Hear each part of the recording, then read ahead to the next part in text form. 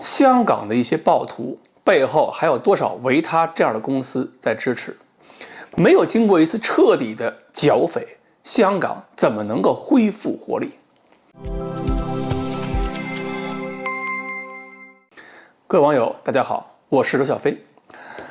最近呢，大家应该是关注到一件事儿了，就是香港暴徒从身后就是刺杀这个香港警察这个事儿出了以后，那个视频我想大家已经看过了，很多人看过了。关键是这个事儿出了以后呢，就是引出了一个企业，就是香港那个维他嘛，卖饮料那个，这个企业引起了公愤。目前我看到它的销量已经在大幅度的下降，很多地方这个市场已经把它的饮料下架了。为什么这个维他公司会引起这么大公愤呢？主要是两个点，一就是这个维他公司对暴徒的态度，一开始表现出的就是对这个暴徒关爱有加。你看袭警这个人，他已经带有了全部的恐怖主义的这种要素了，政治性的吧。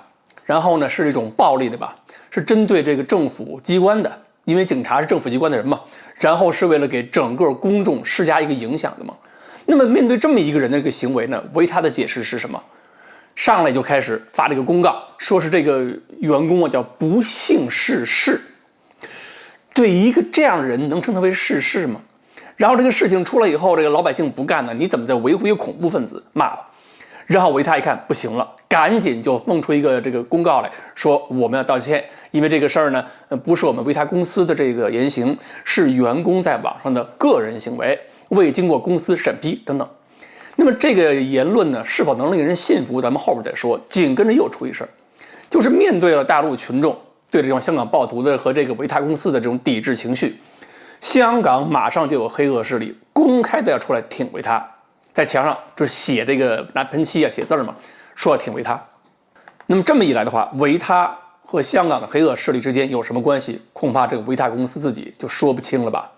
当然了，有些人也可以说是维他官方已经公开表示了支持警方，表示了这种道歉。但是呢，黑恶势力凭这个情绪办事儿，结果这么一闹腾之后呢，你看群众要抵制他，黑恶势力就死撑，就把维他坑死了。好吧。我们退一万步说，就算维他公司这个公告是公司管理不善，是有人以个人名义发了这么一个言论，那么这个言论中的文字怎么解释啊？那个文字内容是不是真的呀？我们看到这个公司文字打出来之后，第一时间他没有谴责暴徒吧，没有谴责袭警问题吧？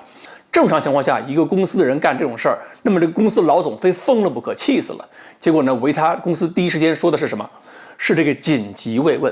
这个文件说的是紧急慰问呢，如果是你个人写的，你的内容偏偏又是人力资源部对暴徒家属紧急慰问，那你这个内容是不是真的过关了？谁写出来的？事儿是不是真的？如果这个事儿又是真的，是人力资源部紧急慰问了暴徒家属，那么这话说给谁听？在博取谁的同情？只能说是黑恶势力有点蠢啊！真的看到这个维他去慰问了自己同袍的这些个家属就激动了。马上当了一把猪队友，公开支持。这一轮公开支持让维他藏尾巴都藏不住了。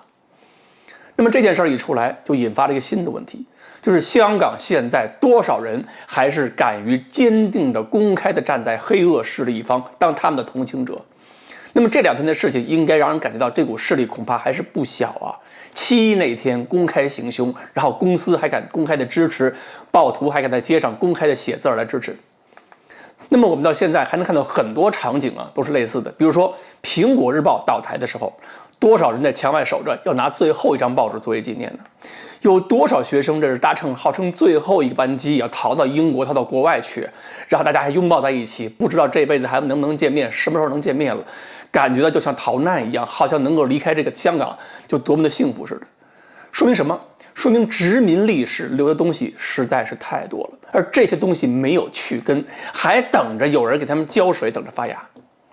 所以呢，香港现在面对问题是很多，但是要重新发展起来，要发展好的话，可能真的需要很长一段时间，需要一段时间的剿匪啊。